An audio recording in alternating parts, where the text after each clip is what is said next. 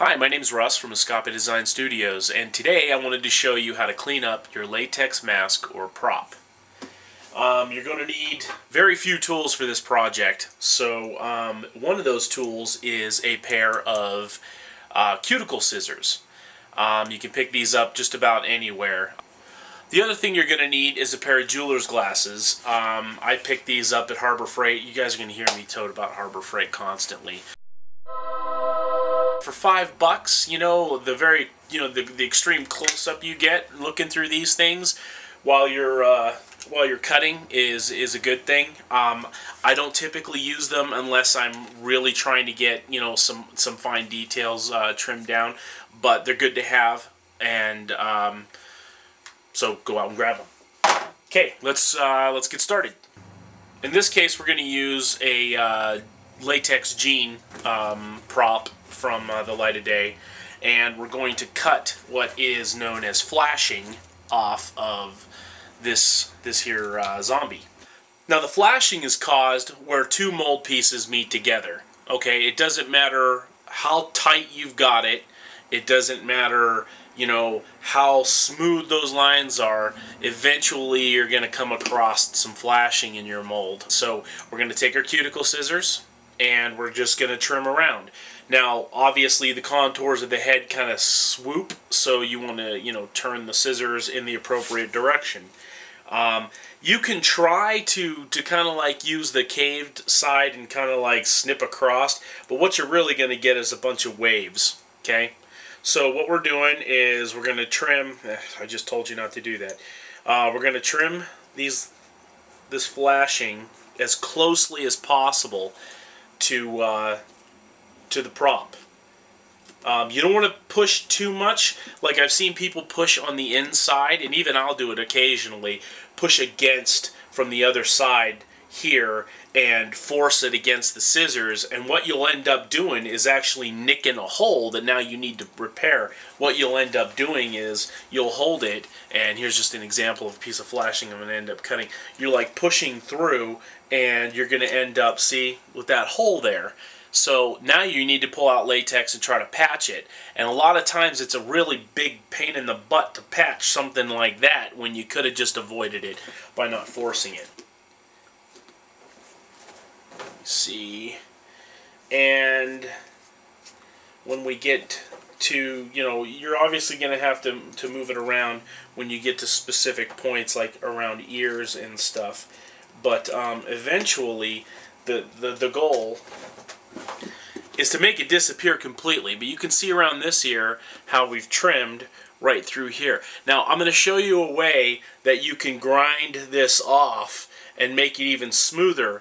But the goal is to get it as close as possible with the scissors. Sexy, right? Well, there's a reason for it. Okay, we're going to be using our grinder, and if you look there, it's got one of those soft tips on it. I don't know what the hell it's called. I don't really care.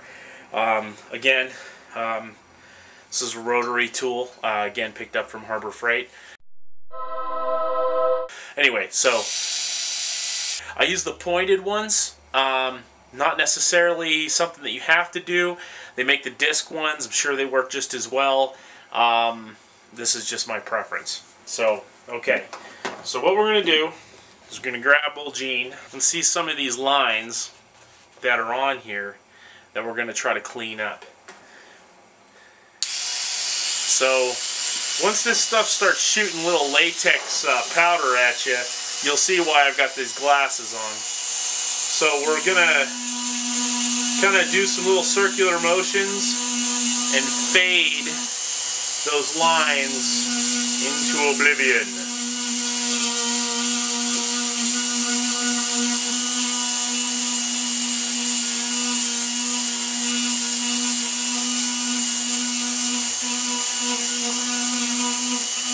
Now, you can still, this camera is not going to do this thing justice, but that line is practically invisible. So we're going to go ahead and do this again. But you see this piece right here, we're going to try to fade that out now.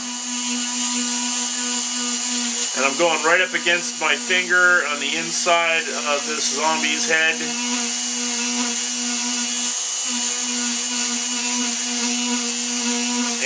and we are slowly starting to fade. See? It's not perfect, but it's about as perfect as it's going to get. We're going to go ahead and go around the ears real quick. Show you some more.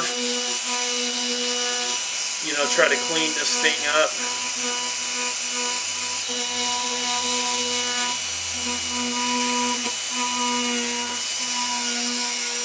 You don't want to kill your detail either, so try to, where these veins are and this crevice in the neck, I'm trying to work with the detail, which is why that point kind of helps out a bit. And you can see how that line is fading, at least from the distance I'm hoping. Latex woobs. Now, it depends on what your project is. Look, here's another one here. They're not in the mold. I don't know if it was something that fell on it or something, you know, during the process of drying. Another piece of latex, some damp latex or whatever. But we'll actually get rid of it as well. Let me get my thumb in there. Okay.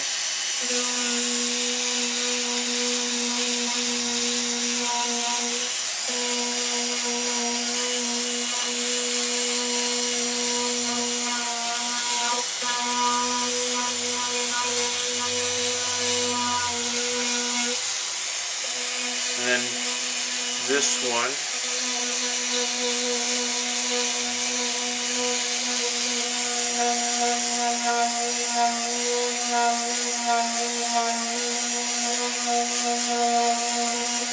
See, now the more you work it, the more invisible it gets. Now right here, this is pretty invisible, but I can see on the camera it's still showing through a little.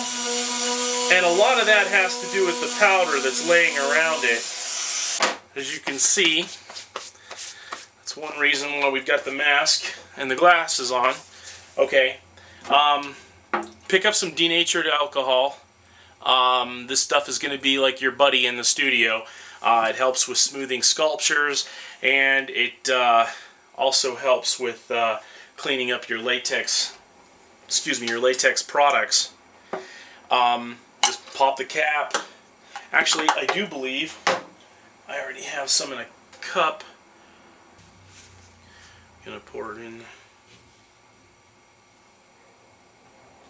Okay. So we can clean off this stuff. So we're gonna kind of start scrubbing away at some of these flakes and stuff. Now, paper towel probably isn't the best. I usually use a cloth towel, but I seem to be out right now.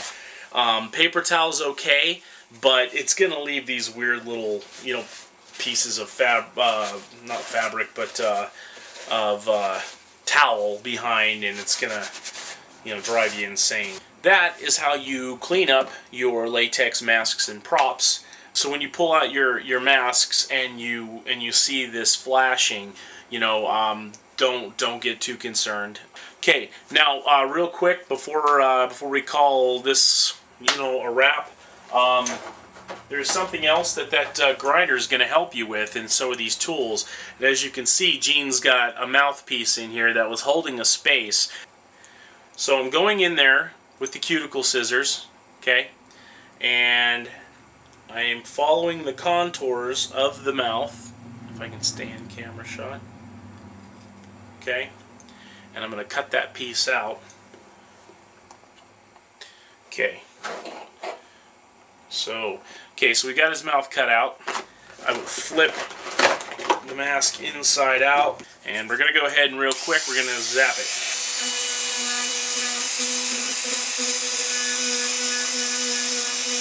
Right side in. Okay. And you can see how clean his mouth is. He's ready for teeth. Everything's nice and smooth. Or you just leave it like that. I mean, because you can't have a zombie without a gaping open mouth, you know. So, okay.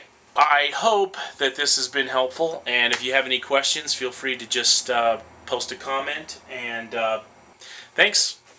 Bye.